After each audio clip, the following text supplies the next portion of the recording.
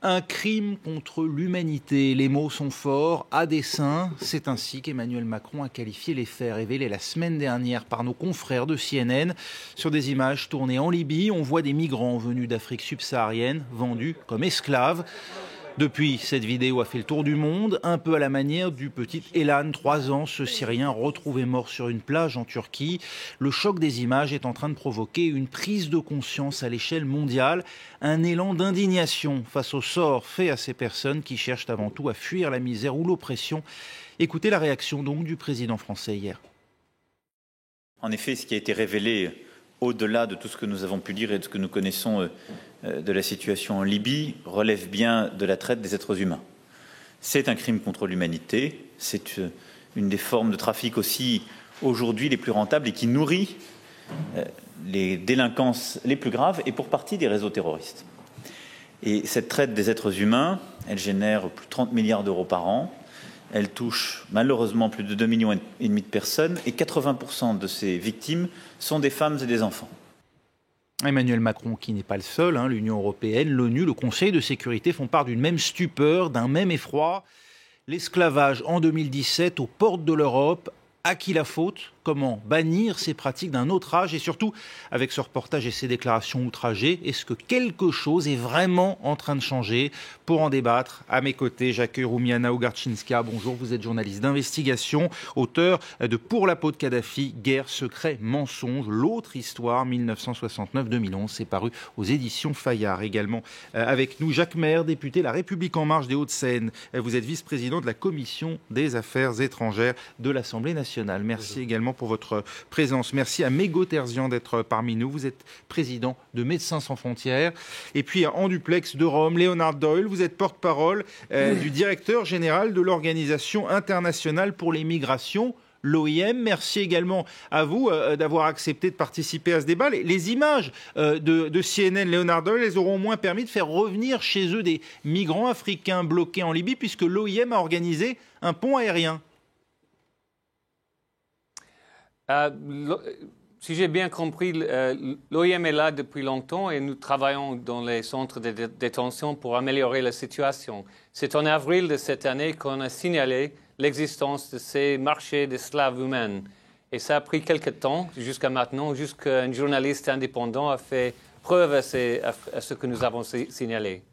Oui, alors parmi ceux qui ont pu bénéficier de ce pont aérien, en tout cas, c'est au cours de la semaine écoulée, 250 migrants camerounais, ils disent avoir vécu l'enfer total, vendus par des passeurs pour travailler comme esclaves en Libye. L'avion qui les transportait s'est posé à Yaoundé hier. Notre équipe sur place, Guy-Marie Mandolo, Christian Tamo et Marcel Amoko, ont recueilli leurs témoignages. Respirer l'air de la liberté devant un hôtel de Yaoundé. Un bonheur auquel goûtent ces migrants camerounais après des années passées dans l'enfer libyen. Avec encore des séquelles visibles de la torture subie par beaucoup d'entre eux comme Jean. Vous avez regardé ma tête. Ça c'est un fer. Parti du Cameroun il y a 10 mois avec le rêve d'arriver en Europe via la Méditerranée, Jean a été victime en Libye d'une traite humaine bien organisée. Vendu 4 fois comme esclave, entre 400 et 500 euros, 260 à 320 000 francs CFA. Un prix monnayé par le premier passeur sur lequel il est tombé. Il m'a encore pris. Il allait me vendre dans un autre ghetto. On nous a amenés à Brac. C'est un quartier qu'on appelait Brac. On nous a amenés là-bas. On était là. Nous étions les esclaves de tout un quartier. On ne te demande pas ce que tu vas manger. On ne te demande pas si tu as soif. On ne te demande rien. Vous êtes en train d'enlever peut-être les herbes dans un champ d'arachide. Vous allez travailler sans vous lever. J'ai perdu 2 personnes devant moi. Tu es avec quelqu'un, comment on le frappe, après il crie, et puis il meurt. Des conditions de vie atroces qui ont convaincu Jean et 249 autres migrants camerounais à fuir la Libye. Un retour volontaire à Yaoundé la nuit dernière par un vol spécial affrété par l'Organisation internationale pour les migrations. À leur arrivée, ils sont encore hantés par leur cauchemar après avoir tout perdu en Libye. Le regard lointain, la mine défaite. Ce père est soulagé de revenir au Cameroun avec toute sa famille, après avoir dû payer une rançon de $6 000, plus de 3 300 000 francs CFA, pour pouvoir libérer ses 2 enfants. On a des frères qui sont incarcérés là-bas. Quand on vous kidnappe, on vous bastonne, on vous torture. La famille, si on n'envoie pas l'argent, on vous casse des 4 membres, on vous jette au désert. Sauvée par la grâce du ciel, un sentiment partagé par cette migrante au lendemain de son retour. Elle fait partie de la centaine de femmes rapatriées après avoir été capturées alors qu'elle était enceinte. Son bébé et elle n'auront eu la vie sauve que grâce à la rançon payée par sa famille, un traitement inhumain qu'elle attribue à sa peau noire. La peau noire est une marchandise en Libye. On nous vend à vil prix comme des poulets. Vous avez été vendue? Oui, j'ai été vendue, j'étais encore enceinte. J'ai été vendue en France et ça fait 1 million.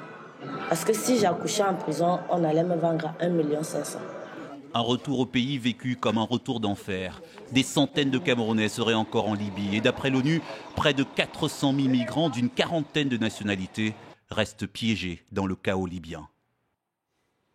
Voilà, et j'accueille également à mes côtés mon confrère Claude Issiard. Bonjour, vous animez à l'émission Couleurs Tropicales sur RFI. Vous êtes porte-parole du collectif contre l'esclavage en Libye, vice-président du Conseil représentatif des Français d'Outre-mer, le CREFOM. Des camps comme celui qu'évoquent ces migrants, comme celui qu'on a vu sur ces images de CNN, il y en a beaucoup en Libye. Est-ce qu'on sait combien de personnes sont concernées? Écoutez, les chiffres varient. Certains parlent de 20 000, de 40 000, on ne saura jamais vraiment. Parce qu'il n'y a pas de recensement au moment où vous entrez en Libye. Ce que je peux vous dire, c'est que les atrocités ne sont pas isolées, ne sont pas des cas isolés, ce que nous voyons là. Mais il y a, lorsque les uns et les autres sont pris, parce que c'est bien de cela dont il s'agit, d'une capture, eh bien, il y a une violence physique exercée qui est immédiate, comme pour soumettre. C'est ce que l'on pratiquait du temps de l'esclavage, que ce soit de l'esclavage transatlantique ou l'esclavage arabo-musulman. Moi, vous savez, je suis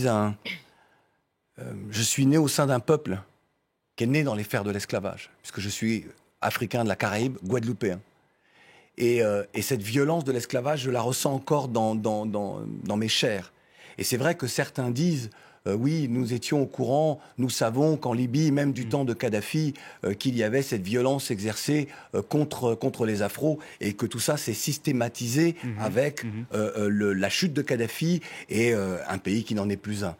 Mais je crois que tous les sachants qui disent « nous savions » et qui n'ont rien fait, il y a chez certains, en tout cas, une part de complicité. Parce que vous avez été surpris en voyant ces images de CNN? Non, c'est juste, ces images-là étaient tellement violentes, c'est la goutte d'eau qui a fait déborder le vase, ce qui a suscité chez moi cette colère, une colère saine, et donc j'ai fait cette vidéo, et qui a choqué les uns et les autres, mais je n'en pouvais plus. Nous n'arrêtons pas de dénoncer, de dire ce qui se passe en Libye. Lorsque le 3 février 2017, lorsque l'Union européenne a donc signé cet accord avec la Libye, et pas seulement, avec d'autres pays également, lorsqu'il y a eu cette rallonge budgétaire de 200 millions d'euros, nous savions très bien que ça n'allait pas juste enrayer une migration, mais que ça allait en tout cas être une violence envers ces jeunes Africains. On va y revenir. Roumiana Ogarczynska, est-ce qu'il y a aussi le cas spécifique de la Libye? Est-ce que les populations d'Afrique subsaharienne y font l'objet de discrimination,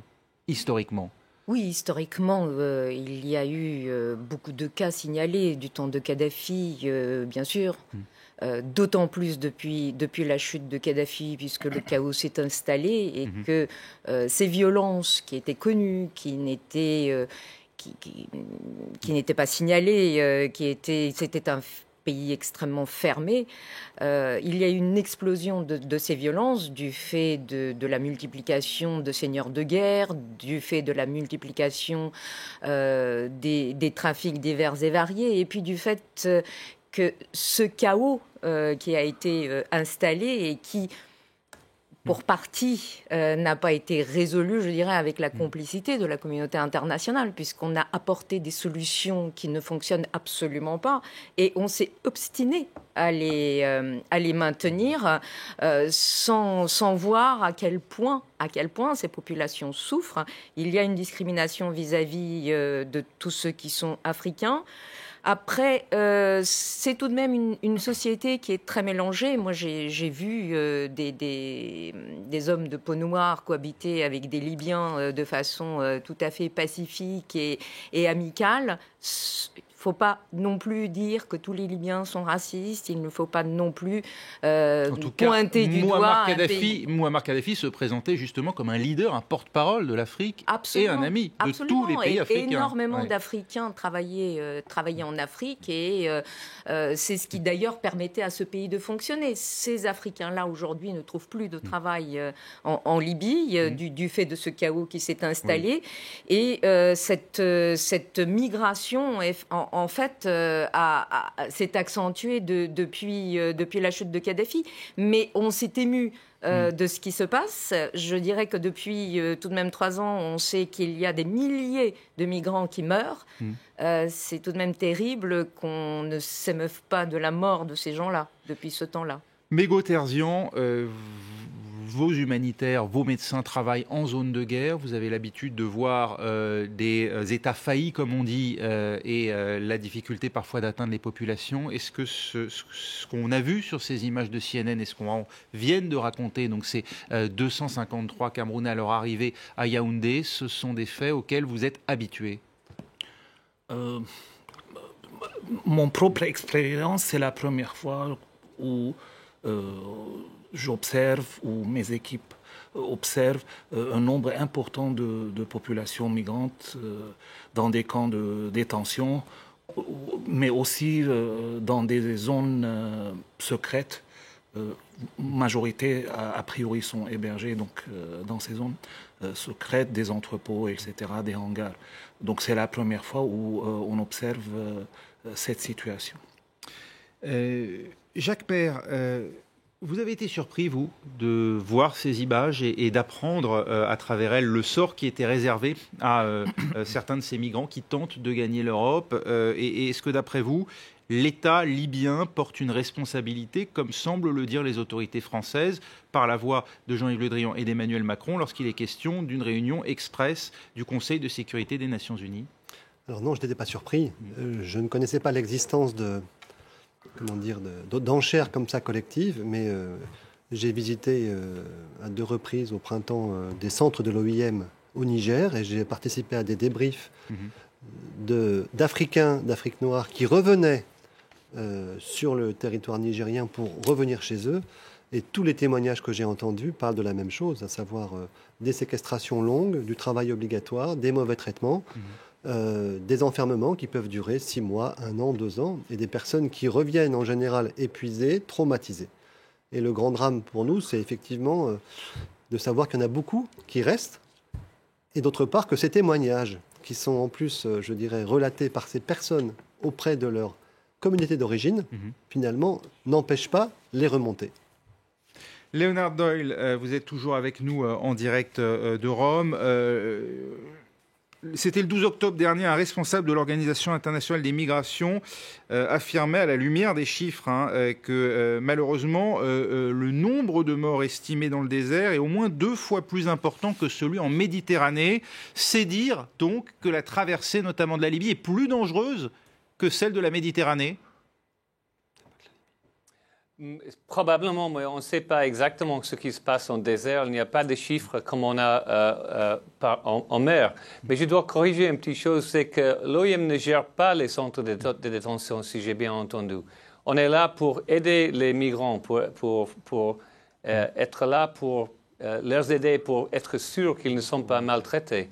Et c'est nous qui a fait révéler, si vous voulez, le fait de ces marchés d'esclaves. Souvent, il y a des critiques d'OIM, mais le fait simple, c'est qu'on est là pour aider les migrants, pour sauver la vie et pour les aider à retourner chez eux.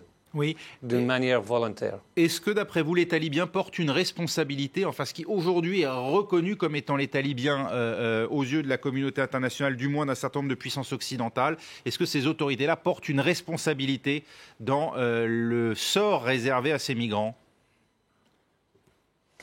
Les autorités libyennes ont une responsabilité pour les centres de détention, mais les marchés d'esclaves ne sont pas là, ce sont ailleurs, ils sont cachés par des criminels, par des passeurs. Oui, sur les autorités, vous m'avez posé la question également. C'est évident qu'il y a une responsabilité de l'État libyen.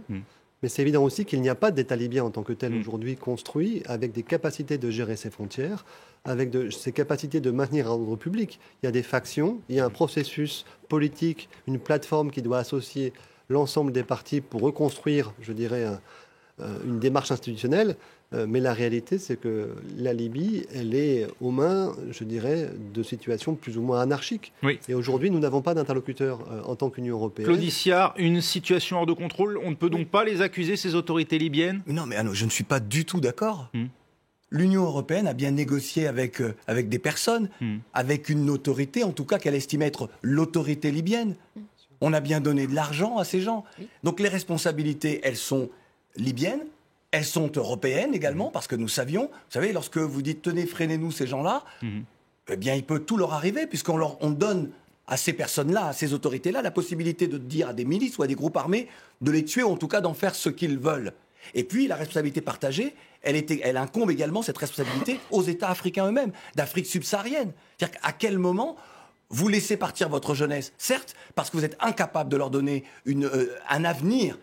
Lorsqu'on est jeune, on rêve, on veut réussir sa vie, on a envie de construire une famille, on a envie d'avoir une jolie maison, une jolie voiture, on a envie de choses, parce que les chaînes de télévision vous abreuvent de choses qui vous infligent et qui vous affligent aussi.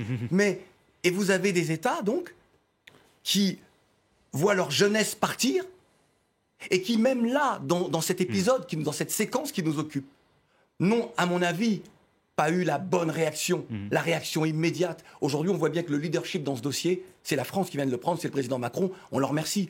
Pour nous, c'est un crime contre l'humanité. C'est évident. On aurait beaucoup aimé que d'autres chefs d'État le disent. On aurait beaucoup aimé, et c'est ce que la jeunesse... J'ai pas envie de taper, moi, sur les et on a entendu, africains. avant que vous arriviez, Emmanuel Macron, effectivement, le dire, à la suite de ce que vous-même, d'ailleurs, aviez dit, puisque vous parliez vous-même de crimes contre l'humanité déjà depuis un moment. Pour moi, c'était évident. On va en reparler dans un instant. Dans la deuxième partie de ce débat, restez avec nous. Retour au débat de France 24 après la diffusion la semaine dernière d'images par CNN montrant des migrants vendus comme des esclaves en Libye. On en parle avec Roumiana Ogarczynska, journaliste d'investigation, auteur de Pour la peau de Kadhafi, Guerre, secret, mensonge, l'autre histoire, 1969-2011, c'est paru aux éditions Fayard. Claude Issiard, porte-parole du collectif contre l'esclavage en Libye. Vous êtes vice-président du Conseil représentatif des Français d'outre-mer et vous êtes par ailleurs journaliste sur RFI. Vous présentez l'émission Couleur tropicale. Mego Terzian, président de Médecins sans frontières, est également avec nous, tout comme le député La République en marche des Hauts-de-Seine, Jacques Maire, et enfin en duplex de Rome, Léonard Doyle, porte-parole du directeur général de l'Organisation internationale pour les migrations. Info Migrants, le site d'information destiné aux migrants dont France 24 est partenaire, a recueilli le témoignage d'un jeune mineur malien hospitalisé à Paris. Il témoigne de son expérience en Libye pour mettre en garde ceux qui seraient tentés à leur tour d'emprunter la route vers l'Europe. Écoutez-le.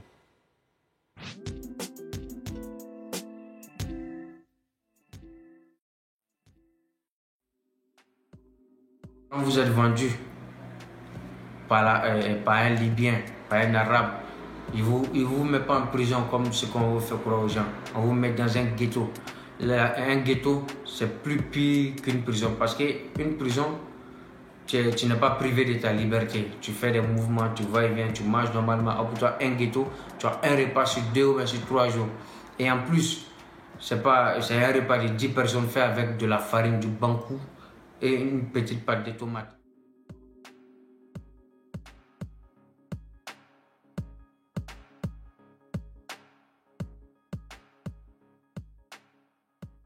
C'est-à-dire que là, tu vas passer la plupart de ton temps à être battu.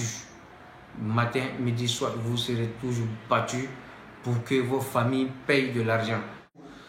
J'ai été brûlé avec la cigarette, avec des tasers. On m'a maltraité, on m'a torturé. Tout ça pour que je paye, mais je n'ai pas d'argent. Je suis seul au monde. Comment est-ce que je vais faire si tu n'as personne, tu es non mort?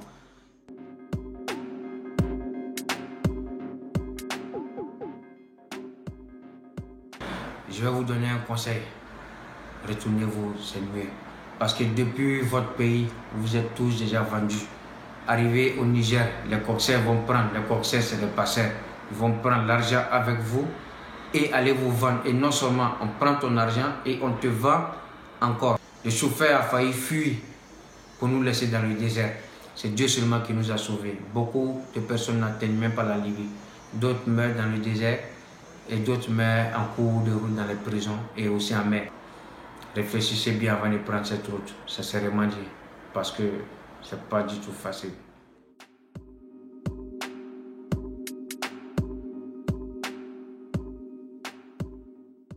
Sincèrement dit, mes frères, je suis passé par là. Aujourd'hui, regarde comment je suis devenu maigre à cause de la Libye. La Libye, c'est pas un pays, je vous le jure. La Libye, c'est le bordel. Règne le chaos, tout ce qui est mauvais règne en Libye.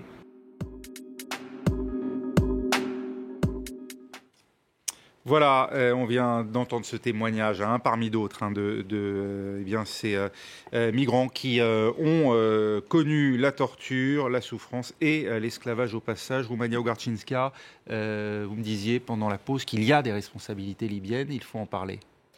Oui, absolument, parce que les constats ont été faits et beaucoup de confrères sont allés les recueillir. J'ai moi-même passé du temps en Libye, à Tripoli.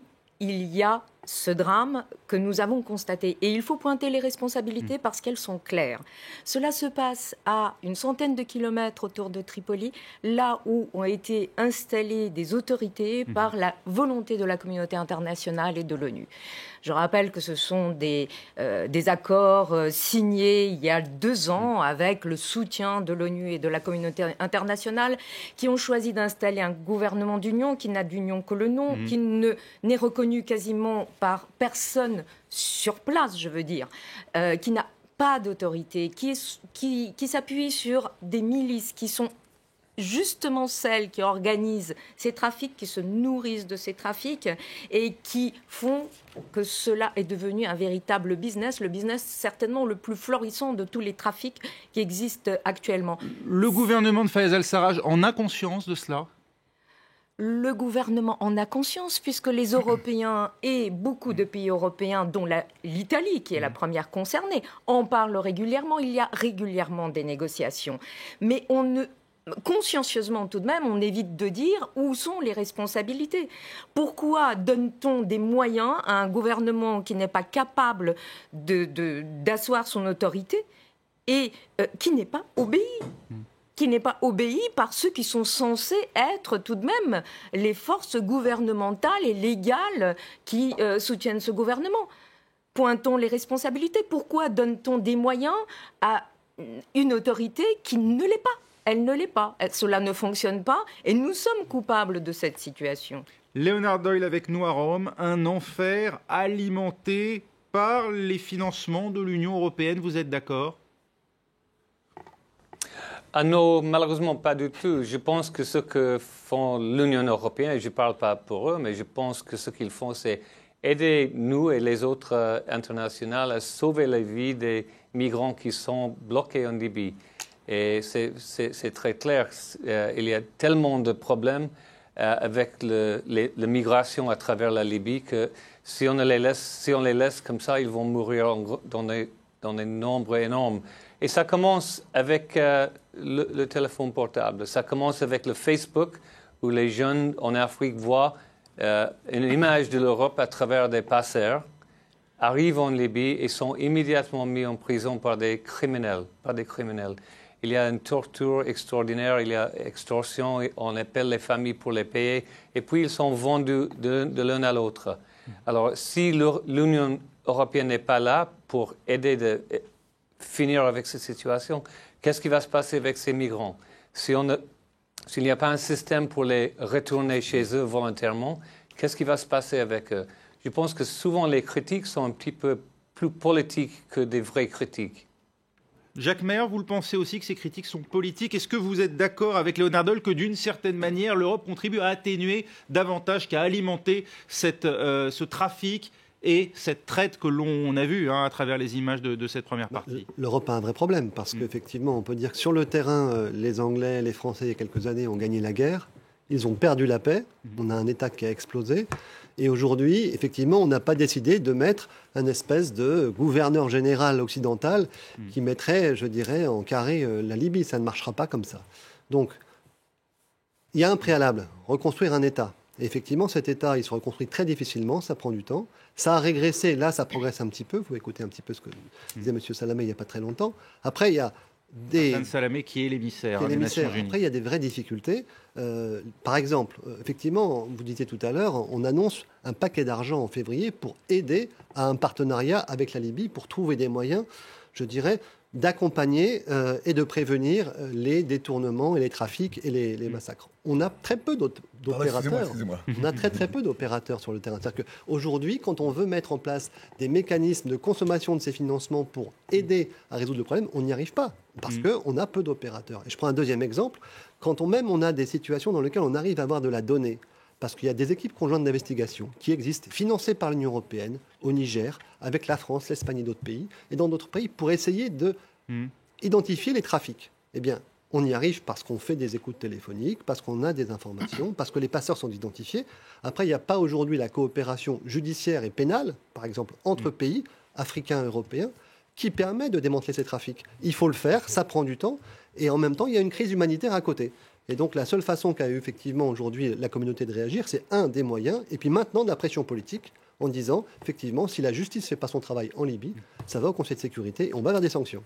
Un manque de moyens ou un problème de philosophie de la part d'une Europe qui soustrait d'une certaine manière sa politique migratoire. Mégo Terzian, Médecins sans frontières dénonce depuis longtemps cet accord en vertu duquel la Libye s'est vue octroyer 132 millions d'euros pour empêcher les départs vers l'Europe. Oui, et on continue à dénoncer. Il y a quelque temps, les Européens ont vu que l'accord Union européenne-Turquie marche très bien. Il n'y a plus de migrants ou réfugiés qui arrivent en Grèce.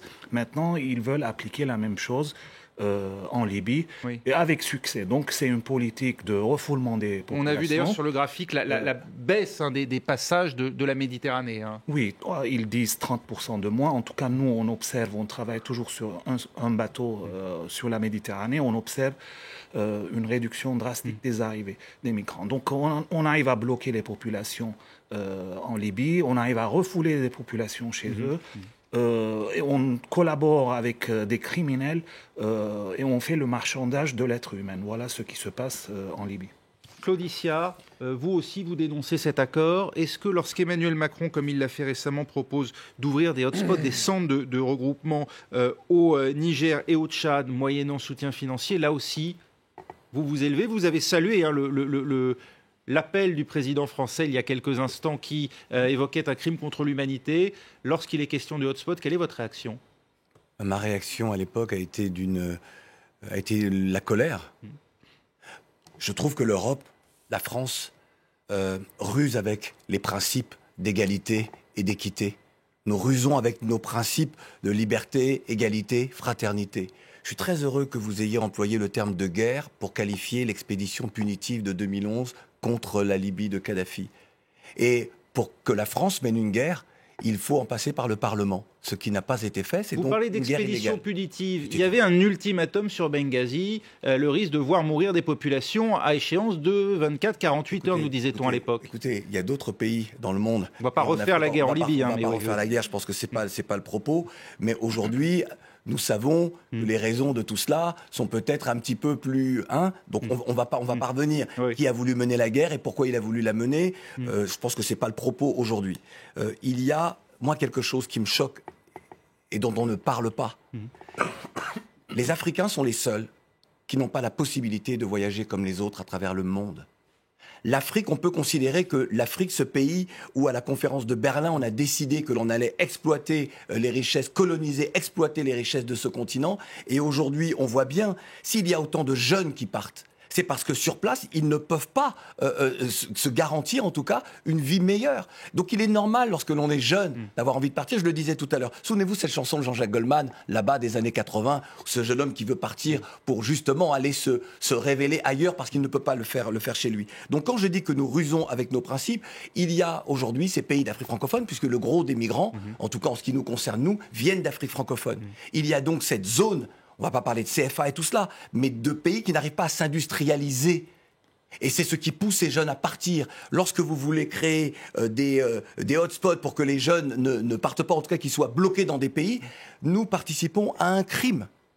Nous ne devons jamais oublier que les Amériques, l'Australie, la Nouvelle-Zélande ont été colonisées Les peuples autochtones ont subi un génocide chez certains et pas chez d'autres. Ce que je veux dire par là, c'est qu'il faut qu'il y ait une justice, une équité. Vous voulez dire que nous devrions au contraire donner les moyens à ces jeunes ou à ces populations de venir chez nous? Il est temps, quitte à organiser leur voyage? Il est temps d'arrêter de dire nous.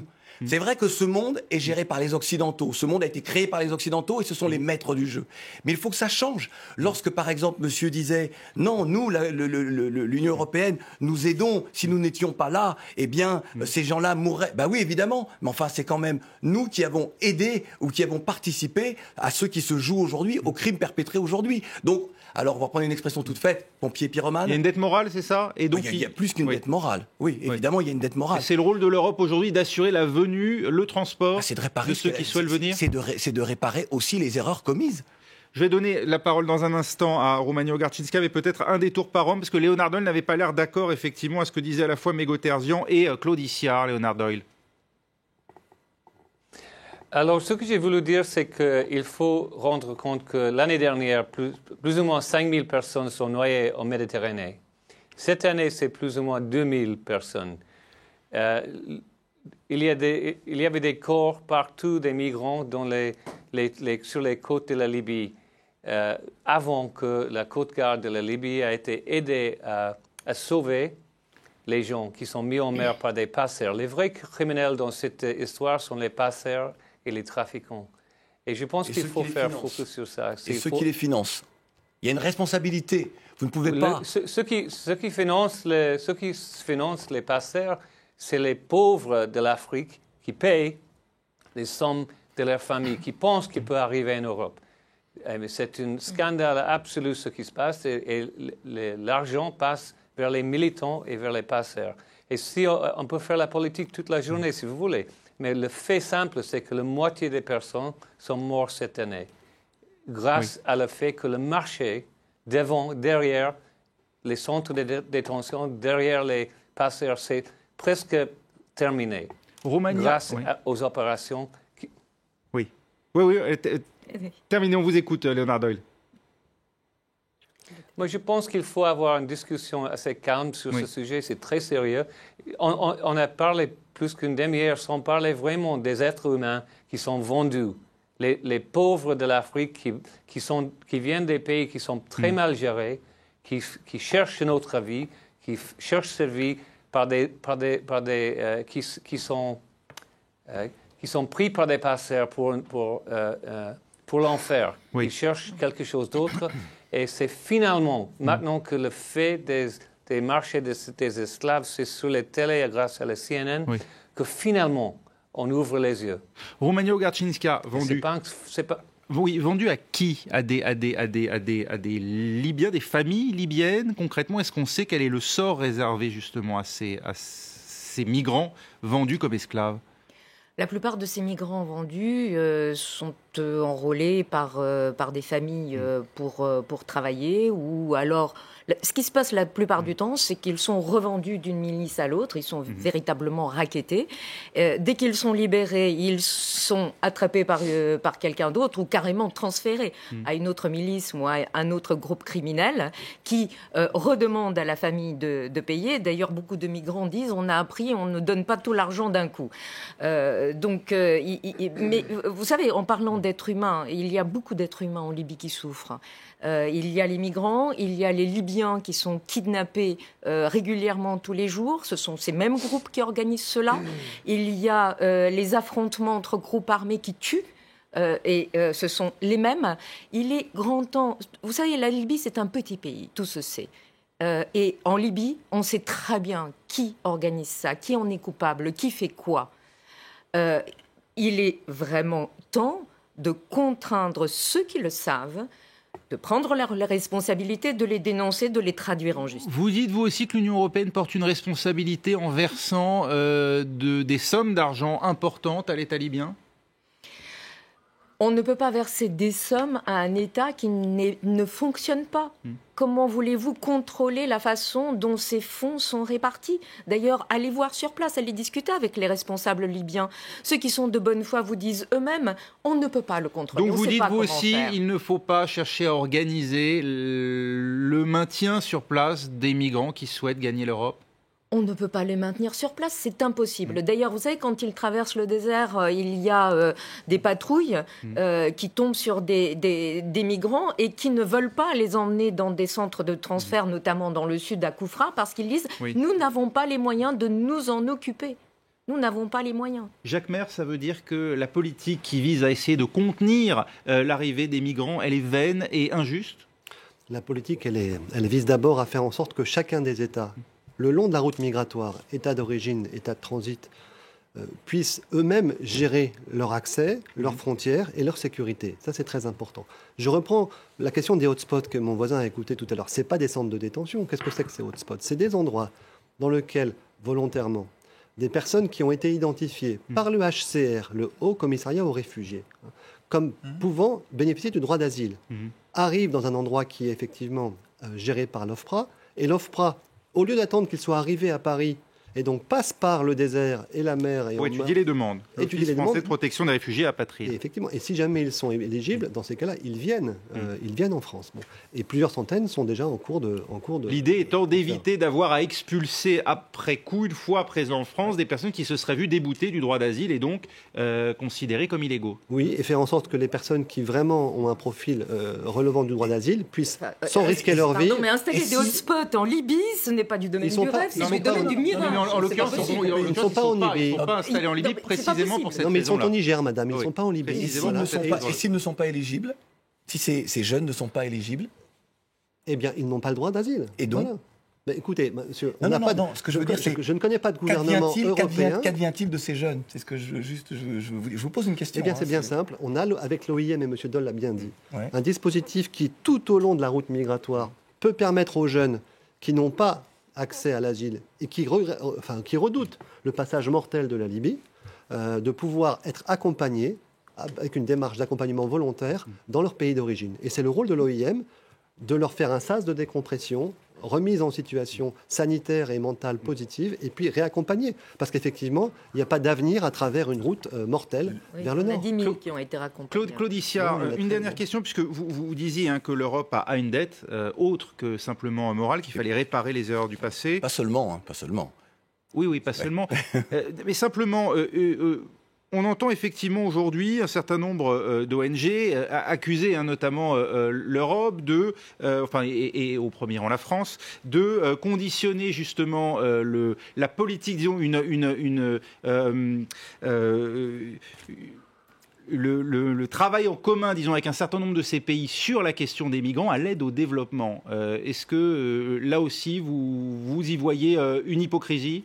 Je vais tenter de vous répondre, mais en ne répondant pas à votre question, parce que je suis contre le fait de priver des êtres humains de voyager à travers cette planète. Donc je ne peux pas... Pour vous, l'aide au développement ne doit pas être une condition où là... Mais je sais que ça choque Monsieur Doge, et je comprends ce qu'il... parce que la position qui est la d'accord, parce que la position qui est la sienne, je suis assez d'accord qu'il faut aider ces jeunes, il faut aider ces migrants, et il faut comprendre quelles sont les raisons de ces migrations, de cette volonté, de cette envie de partir.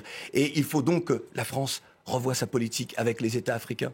Il faut que l'Union européenne revoie sa politique avec l'Union africaine. Et là, nous sommes dans l'actualité donc du sommet qui réunit ces deux entités continentales. Et je crois que là, il y a matière à aller beaucoup plus loin. Je pense que cet épisode-là va changer les rapports de l'Afrique avec l'Europe, de l'Afrique avec le reste du monde. Et surtout, peut-être que les dirigeants africains eux-mêmes s'expriment auprès de leur population pour que leur population comprenne pourquoi les situations sont celles-ci, économiques, politiques et autres. Sommet à la fin du mois. Merci beaucoup. Merci, je trouve.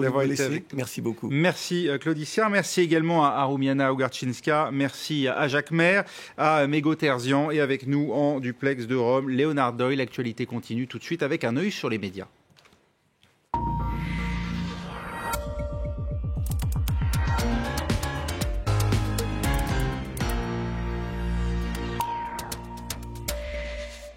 Un œil sur les médias avec Karim Beyaoui. Bonjour Karim. Bonjour. Et la mobilisation contre l'esclavage en Libye, justement, elle prend de l'ampleur. Elle prend de l'ampleur, c'est ce que souligne cet article du Monde. Il y a de plus en plus de réactions, on va le voir sur les réseaux sociaux.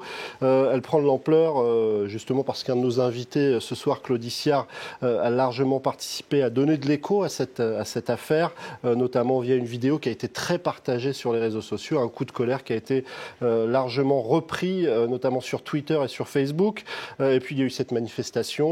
Ce soir, il y avait un rassemblement du côté de Bruxelles pour dénoncer l'esclavage en Libye. Sur les réseaux sociaux, on a vu apparaître un certain nombre de visuels comme celui-ci, « Je ne suis pas à vendre », ou encore cette image d'un footballeur qui joue dans le championnat espagnol, hors football, « Je ne suis pas à vendre », qui était assez partagé aujourd'hui sur Twitter.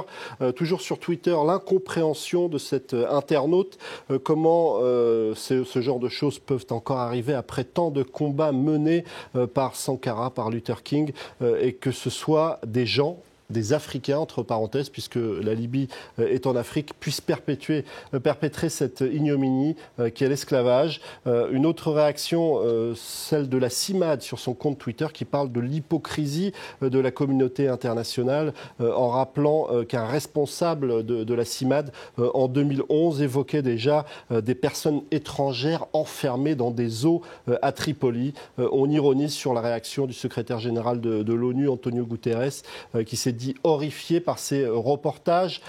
Sur ce tweet également, même tonalité, mais cette fois à l'égard de l'Union européenne qui ferait preuve, selon cet internaute, d'immoralité de fond et de moralité de façade. Beaucoup de réactions avec cette tonalité-là. Et puis cet article sur notre site internet, après cette vidéo, ça a suscité aussi des réactions du côté du Rwanda qui se dit prêt à accueillir 30 000 migrants africains. Le site Géopolis, le site de France Télévisions, lui, se fait l'écho de ces témoignages de Camerounais qui reviennent de Libye, qui racontent l'horreur. C'était tout simplement l'enfer, raconte un jeune homme qui explique qu'il ne conseillerait pas le pays, même à son pire ennemi. Il a passé 8 mois en Libye avec sa femme avant d'être séparé d'elle, des conditions d'hygiène inexistantes, des passages à tabac, des viols, des assassinats. En tout cas, ces témoignages font froid dans le dos et évidemment sont exactement ce qu'on pouvait voir dans cette vidéo qui a largement été reprise.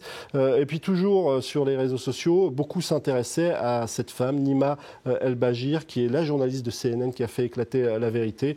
Beaucoup d'articles pour expliquer qui est cette femme et évidemment très, très partagé également sur les réseaux sociaux. Les atrocités qui en tout cas mettent aussi en exergue un racisme envers les Noirs en Libye. Alors c'est vrai, il y a cet article du Monde à lire, signé Charlotte Bozonnet, un article d'aujourd'hui qui nous explique qu'au Maghreb, il y a une persistance d'un racisme anti-noir. On évoque notamment le cas de l'Algérie, où il y a eu plusieurs fois des violences qui ont été relatées par les médias algériens. Il y a notamment l'histoire de cette Camerounaise qui a été violée. Ceux qui ont commis ce viol ont été punis, mais c'est vrai que ça a suscité beaucoup de réactions sur les réseaux sociaux. Le site Slate, lui, s'arrête sur ces étudiants africains victimes du racisme ordinaire au Maroc. On pourrait également parler de la Mauritanie, même si l'esclavage y a été aboli. Dans les faits, la situation reste très compliquée pour les Mauritaniens qui ne sont pas des migrants, mais les Mauritaniens qui sont noirs subissent la loi des Blancs, en quelque sorte, qui contrôle l'essentiel du pouvoir. Merci Karim, voilà, c'était un œil sur les médias. Merci à nous débatteurs. Restez avec nous, à suivre dans un instant un nouveau journal sur France 24.